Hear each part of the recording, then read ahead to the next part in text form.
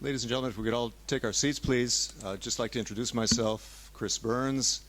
I had a hard talk show on Euronews for 5 years. 3 people, 10 minutes, start a fight. This next 2 hours, I'd like to have a lively discussion with all of you and with the members of the panel. And this sort of circular mode kind of is a leavening effect for all of us, an equalizing effect, and hopefully that means that everybody's going to have a chance to put their word in. We're all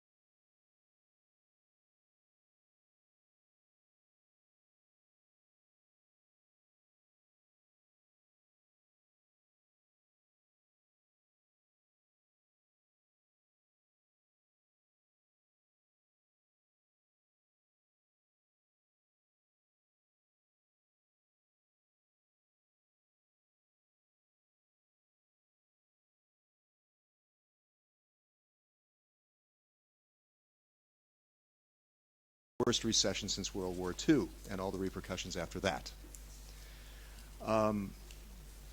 It's a matter of reaching some kind of balance here because the proposals are aimed at creating a single market for capital that will stir up more investment, that will encourage more creative investment that is happening in other parts of the world. That is attracting a lot of the expertise that we have here. So we want to fight this brain drain, but we also want to reach some kind of a balance. Do we want to have some sort of cowboy capitalism where we say, damn the environment, the social issues, the governance issues, ESG, full speed ahead? Or do we want to reach some kind of a balance? And that, I think, is what we're going to be talking about today. Those who are here, it's a wide section. Among the political groups, we have the Greens, the United Left, GUE, the S&D, the EPP. And among NGOs, there's Action Aid, all of these sponsoring this event, supporting this event. Action Aid, Finance Watch, Rainforest Action Network, Global Witness, FERN, World Wildlife Fund, Share Action, and SOMO. That is a lot of people. That's a lot of us here. And we're also streaming this on the internet. And also note that there's a hashtag, and the hashtag is CMU for WHO. CMU, the number 4, and then WHO, WHO, and that's you. So if we can tweet this as much as possible, which I've tweeted like a beast much of the day and last night, let's try to cast this beyond where we're sitting here, so we are not just a tree falling in the forest, that we want to have impact in some way, and that this be a prise de conscience within not only the Euro bubble, but beyond. Let's start with UNEP. Simon Zadek, you've led the UNEP inquiry into the design of a sustainable financial system. And I think the key word in your report is reset. You would like to see a reset, Simon. And everybody's got 7 minutes. I'm watching you. Just need somebody on the slides. That's all right, as long as it's not my time. So thanks, Chris, very much. As you say, my name is Simon Zadek. I work for the UNEP inquiry.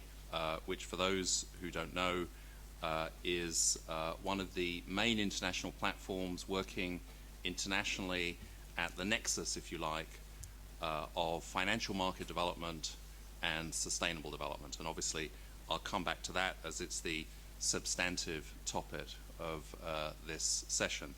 I really have just one message to give you, and then a few slides to exemplify the point. And that message really is that there is action needed at the European level, although certainly also outside of Europe, at the nexus between three different strands that will hopefully deliver a future prosperous and sustainable Europe. On the one hand, we have the innovation, productivity, economic prosperity agenda.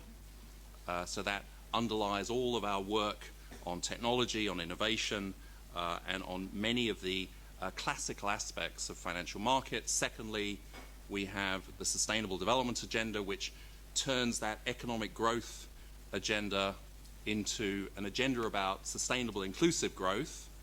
And then thirdly, we have the Financial Market Development Agenda. And somewhere we're trying to work out, as are many others around the world, what the connecting point is between those three different parts of our future. And I'm just going to run through a few slides to illustrate, if you like, what we see happening around the world based on the work that the UNEP inquiry with many allies has undertaken. This is last October in Lima at the IMF annual meetings, where we launched our global report following 2 years of work, summaries of which are on my right by the window. The only real point about this slide is that it was a remarkable occasion where at an IMF annual meeting, 3 governors of central banks were being chaired by the head of a UN environmental organization, not to talk about environment, but to talk about the future of financial markets.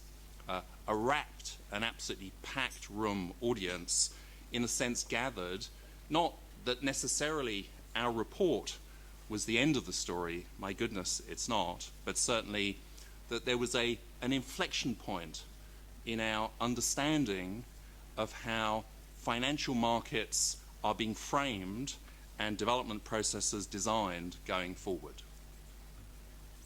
Since then, so just 6 months on, although a little bit more now, 8 months on, I just wanted to illustrate, if you like, the momentum of what is happening internationally.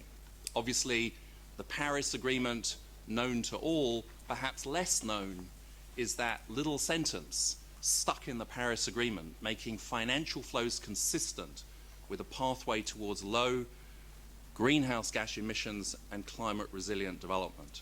And just 1 month later, 2 months later, we had the G20 under, in fact, China's presidency, launching the Green Finance Study Group now, involving all 20 G20 members and all major international organizations dealing with financial markets, the IMF, the BIS, the FSB, the acronyms tumble if one really wants to set out the list.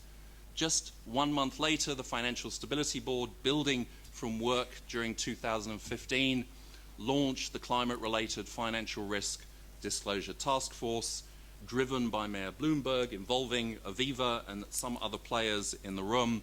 Yeah, but absolutely another piece where the Financial Stability Board, the club of central bankers on the planet today, are taking forward this nexus specifically between climate, disclosure, and financial markets. And then on the 22nd of April in Amsterdam, under the EU-Dutch presidency, for the first time in history, we had an ECOFIN asking the question, what has environment got to do with financial market development? Yeah, a unique moment that in and of itself has not delivered the power perhaps that we need to move forward at Europe, but exemplifies the sort of momentum that we see at policy and practical level.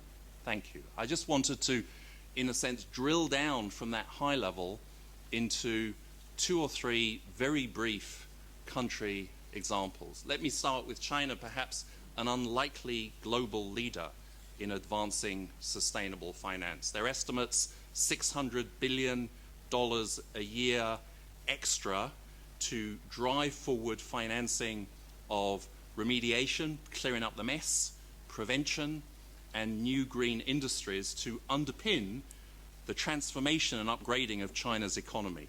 Less than 15% of that can come from public purse, 85% has to come from financial and capital markets.